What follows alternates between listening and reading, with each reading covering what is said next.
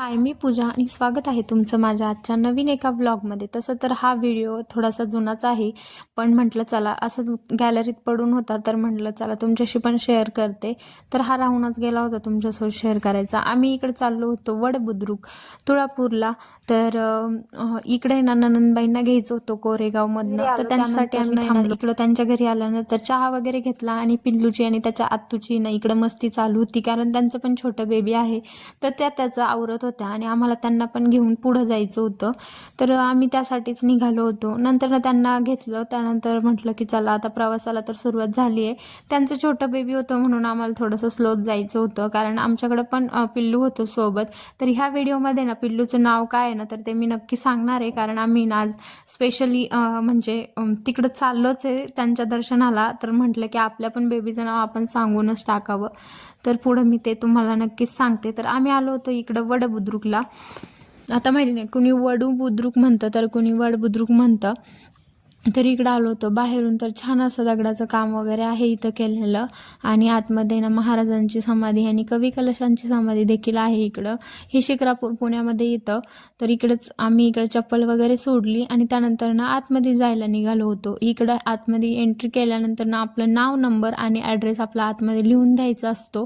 बाकी इथं काही फीस वगैरे तर घेत नाही. इकडे ना महाराजांबद्दलचा ह्या रूममध्ये ना इतिहास वगैरे आहे, आणि बाकी इकडं कवी कलशांची आणि महाराजांची समाधी आहे. तर मी तुम्हाला ते पण दाखवते पुढं. आणि समोरच महाराजांची खूप छान अशी ना भव्य मूर्ती पण होती, ती पण आम्ही पण बघितली आणि मी तुम्हाला पण दाखवते.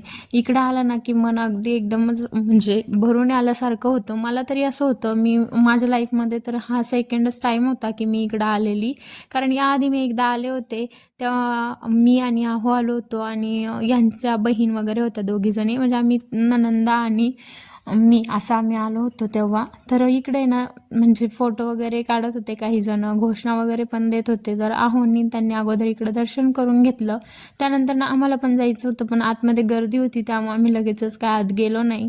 त्यानंतर ना इकडं त्यांचे पण दर्शन वगैरे होऊ दिले, आणि पिल्लू त्याच्या बाबांकडंच होता, म्हणजेच पप्पाकडं. तर त्यांनी तर त्याला पण तिकडं दर्शन वगैरे करून घेतलं होतं त्याचं.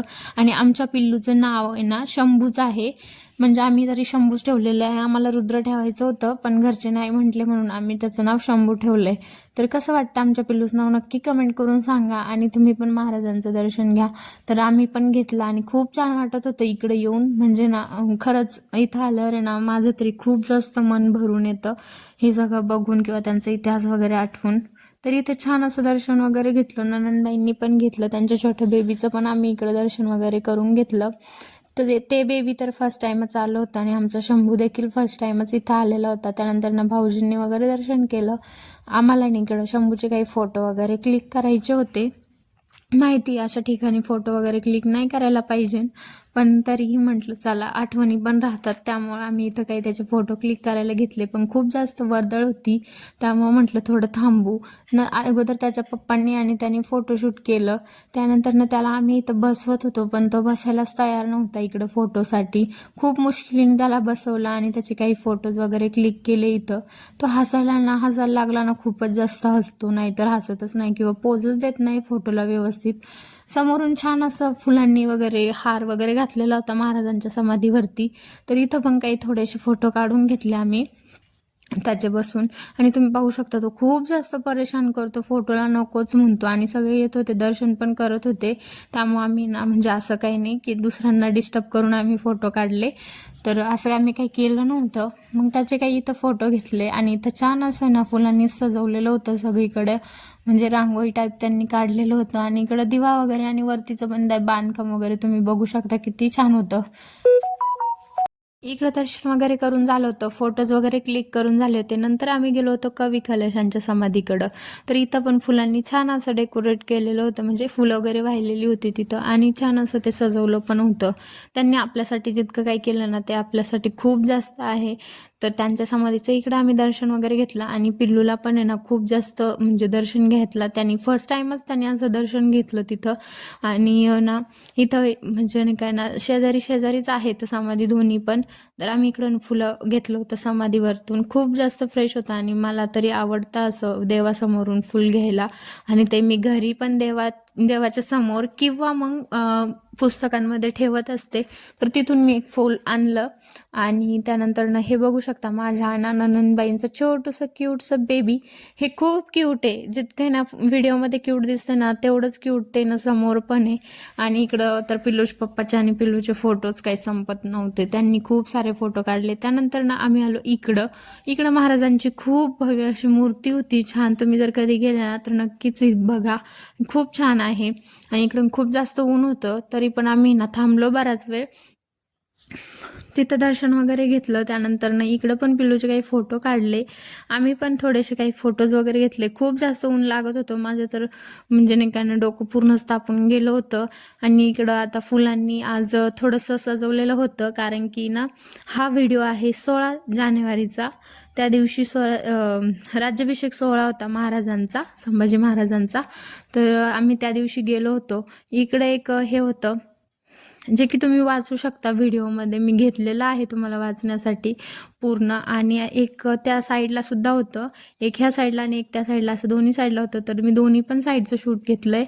आणि पिल्लूने इकडं सगळ्यांसोबत एन्जॉय करत होता, जे कोणी दिसना त्यांच्याशी बोलत पण होता. हे पत्र आहे रामसिंहास लिहिलेलं संभाजी महाराजांनी, तर ते देखील वाचलं.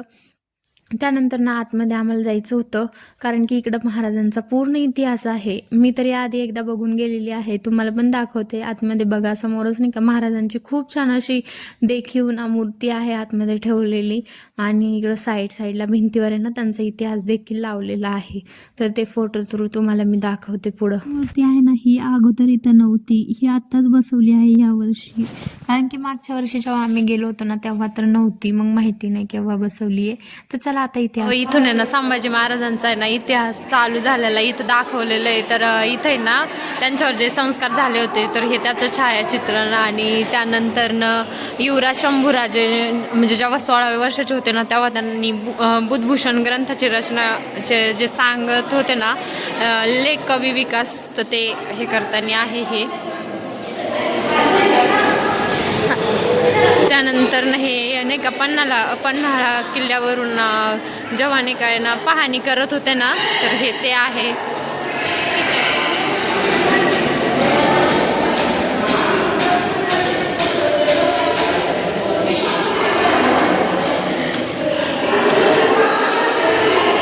त्याच्यानंतर शृंगारपूर येथे नाही का युवराज शंभूराजांनी जी सिंहाची झुंज दिली होती हे त्याचं छायाचित्रण आहे.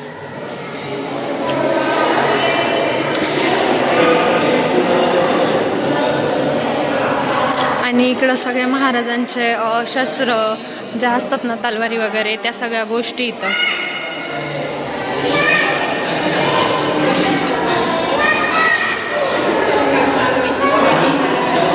यामध्ये ढाल, तलवार, दांडपट्टा, म्हणजे मला तर इतक्या गोष्टी माहिती तर इथल्या. बाकी इकडं बाण वगैरे पण आहे त्या काळचे, गोफन वगैरे.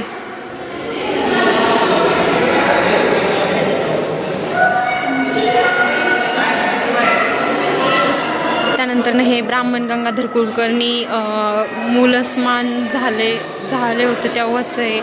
मला पण जास्त काही माहिती नाही, मी इथंच वाचून सांगते.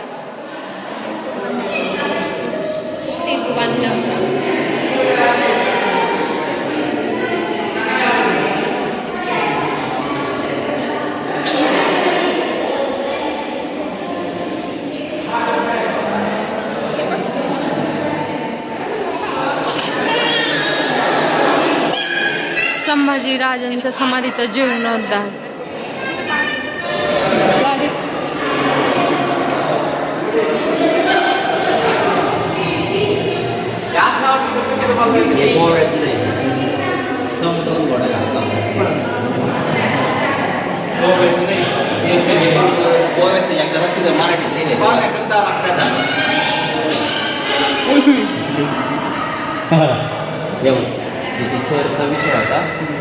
बहादूरगड येथे महाराजांचे बादशाहच्या दरबारात साखळदंडांनी घेऊन त्यांना गेले होते हे तेव्हाच इथं आहे.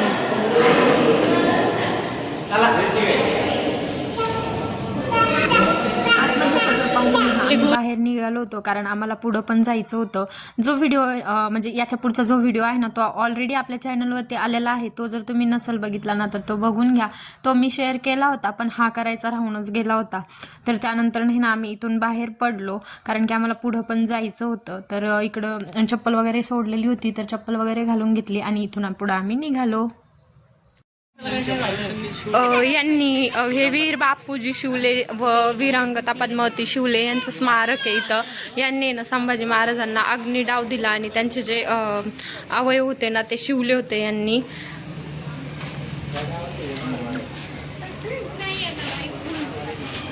आणि इथं एक छोटंसं महादेवाची पिंड आहे आणि त्याच्या समोर इकडं ना इथून इतिहास सुरू होतो सगळा महाराजांचा इकडचा.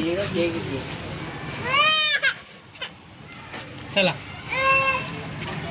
चलो. आम्हाला जायचं होतं पुढं ना तुळापूरला, तर त्यासाठीच आम्ही इकडं निघालो होतो. आणि गाडीमध्ये ना ऑलरेडी 2 छोटे बेबी असल्यामुळे ना आमची गाडी तशी तर स्लोच चालली होती. इकडं माझे 3 भाऊजी, एक माझे ना मिस्टर आणि आमचे 2 छोटे छोटे पिल्लं, माझ्या ननंदबाईंचं पिल्लू आणि माझं एक.